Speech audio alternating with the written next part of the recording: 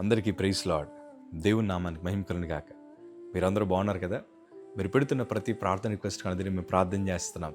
మా ఆశ అంతా ఒకటే, ఎక్కడైతే మీరు ఓడిపోయారో, ఎక్కడైతే తలదించుకున్నారో, ఎక్కడైతే గుండెలు పగిలేలాగా ఏడ్చారో అదే స్థలాల్లో నా ప్రభు మీ అందరినీ హెచ్చించబోతున్నారు. విశ్వాసంతో ప్రార్థన చేయండి. ఘనమైన విజయాలు ప్రభు ఖచ్చితంగా మీకు అనుగ్రహించబోతున్నారు. God bless you all. ఈరోజు చాలామంది ప్రార్థన రిక్వెస్ట్లు చూస్తున్నా, చాలామంది కుటుంబ పరిస్థితులు చూస్తున్నా వారందరూ చెప్తున్న మాట అంతా ఒకటే, అన్న ఎందుకో తెలీదు, మేము ప్రతి విషయంలో ఓడిపోతున్నాం. ఈ వీడియో చూస్తున్న మీలో కూడా చాలామంది అదే తలంపులు కలిగి ఉన్నారా? అన్న మేము ఉద్యోగ ప్రయత్నాలు చేస్తున్నాం, ఓడిపోతున్నాం. వ్యాపారాల్లో ప్రయత్నాలు చేస్తున్నాం, ఓడిపోతున్నాం.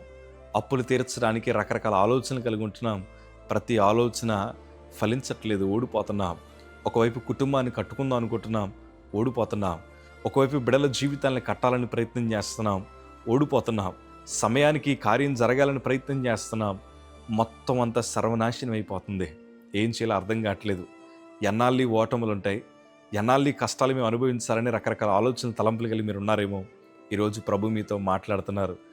దేవుడు తన ప్రజలను ఓడిపోనివ్వడు. దేవుడు తన ప్రజలను ధైర్యపరుస్తాడు.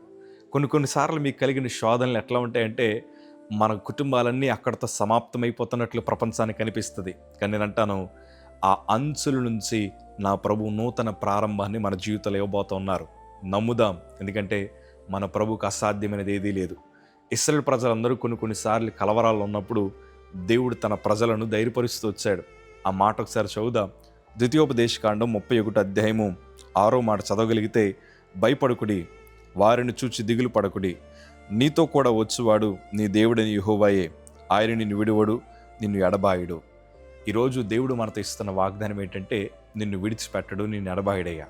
నువ్వు భయపడాల్సిన అవసరం లేదు. నీ శోధన చూసి భయపడతానేమో, నీ అప్పుల సమస్యను చూసి భయపడతానేమో, నీ నిరుద్యోగాన్ని చూసి భయపడతానేమో, నీ శరీరంలో ఉన్న మరణకరమైన వ్యాధిని చూసి భయపడతానేమో, నీ మానసిక ఒత్తిడిని చూసి భయపడతానేమో, ఓడిపోతానని భయపడతానేమో. అయ్యా నేను అంటాను, ఏ స్థితిగతులున్నా నా ప్రభు మార్చగలిగిన దేవుడు. ఎందుకంటే ఆయన నీకు తోడుగా ఉండే దేవుడు. మా చిన్నప్పుడు కొన్ని అనుభవాలు మా జ్ఞాపకం వస్తున్నాయి. కొన్నిసార్లు మేము మా తెలిసిన వారి ఇంటికి వెళ్ళినప్పుడు వారందరూ మమ్మల్ని అనేవారు, మీ మమ్మీ మీ డాడీ ఇంటింటికి పోయి అడుక్కు తింటారు కదరా, మీకు బియ్యానికి ఇంత తక్కువ వచ్చాయి, మీకు కూరగాయలకి ఇంత తక్కువ వచ్చాయి అని సేవని, యేసు ప్రభుని, మమ్మల్ని అందరినీ అవమానపరుస్తూ లోకు చేస్తూ ఉండేవారు. ప్రపంచానికి మేము ఓడిపోయిన వారిగా కనిపించాం, ప్రపంచానికి మేము చేతగాని వారిగా కనిపించాం. కానీ ఘనమైన విషయం ఏంటి తెలుసా? ఎక్కడైతే అవమానించబడ్డామో అదే స్థలాల్లో ఘనమైన సాధనాలుగా నా ప్రభు వాడుకోవడం ప్రారంభించారు. ఈరోజు ధైర్యంగా చెప్తాను, ప్రభు మనల్ని ఓడిపోనివ్వరు. ఈరోజు నీ స్థితిగతులు ఇలా ఉన్నాయని చాలామంది నిన్ను వదిలేసి వెళ్ళిపోయారేమో. ఓటముల మధ్య ఉన్నామని నిన్ను ధైర్యపరిచేవారు, నిన్ను ప్రేమించేవారు అందరిని విడిచిపెట్టి వెళ్ళిపోయారేమో.